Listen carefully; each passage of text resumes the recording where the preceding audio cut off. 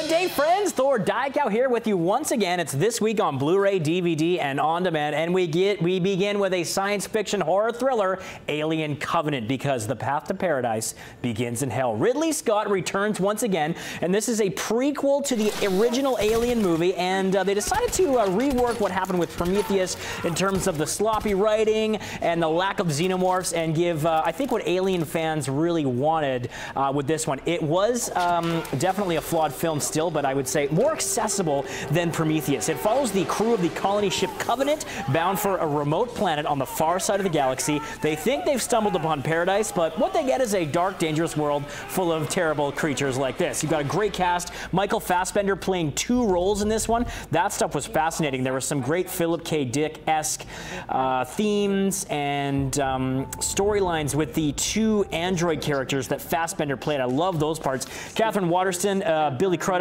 Danny McBride, Damien Bashir. Also loaded with bonus material included a making-of documentary, deleted and extended scenes, commentary from Ridley Scott, and a look inside David's lab, plus crew fear tests and much more. It actually boasts over 90 minutes of revealing extras. I'm a huge Alien fan, going all the way back to the original. I enjoy each of them for different reasons. This one nestles nicely into the series. I thought they did a lot of good fan service. It did struggle at times with the tone and the story. I feel like we don't really always need to know all the developing aspects of the root of the space jockeys and where these things came from. But that being said, I think they're still keeping the franchise alive. This one definitely has a lot of great horror elements and a couple of classic scenes and a great cast. It was a little bit familiar. It felt like a mix of Alien 1 and 2. That being said, though, it's a Ridley Scott production, so it always looks gorgeous. It's got top-notch visual effects and some thrilling space horror moments and plenty of xenomorphs. And again, I can't stress this enough, Michael Fassbender is the best part of this movie, playing the dual roles there. Let's move along. Something very sweet. I really enjoyed this movie, Everything, Everything, and it's based on the best-selling book,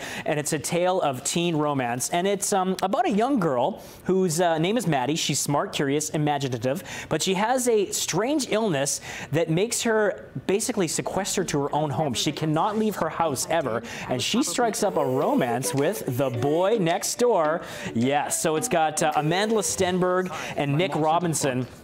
And with romantic movies, chemistry is always key. These guys have palpable chemistry in this movie, and I really love how the movie like this kind of showed how their relationship got cultivated and was nurtured, and how they kind of see each other through the window. And because she can't leave her house, they have all these ingenious ways of communicating, whether it's texting or he holds little messages up. I thought it was a sweet movie. It gets a little sappy at times, but I was always engaged, and it was very earnestly done. And I thought it was a admirable look at teen romance and the kind of struggles that young people face, not only with relationships, but with all the pressure with social media and everything like that. So I can give this one a passing grade. I really enjoyed Everything, Everything. Let's move along. TV for our next couple. Billions Season 2, and the power struggle continues in the hit Showtime original series. You got Paul Giamatti, Damian Lewis. Oh man, the twists and turns are great in this one, and they really up their game from Season 1. So basically, after being deftly outplayed, brilliant hedge fund king Bobby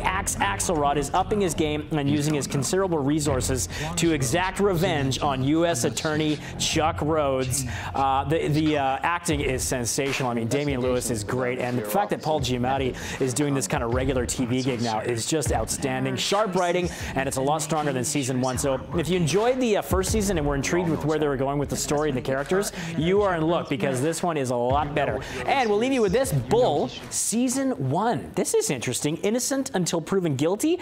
Well, Dr. Bull, played by Michael Weatherly, knows it's a good theory that's rarely practiced.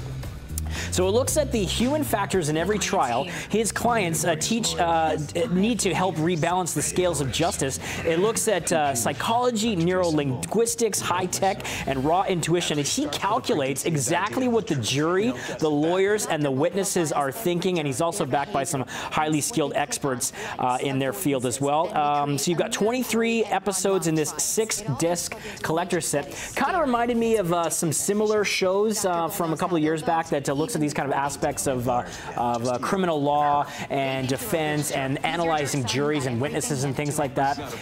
But you know, it's cool. Michael Weatherly is great in the show, and it's got some interesting, intriguing episodes as well that examine all kinds of aspects of behavior and how to read people's thoughts and analyze their feelings. There you go. Bull Season 1. Get it now on DVD. All right, people, we will leave it there for another week on Blu-ray, DVD, and on demand. You can check me out on social media, Twitter, Instagram, @Thor is the handle, and we'll see you next week on breakfasttelevision.ca.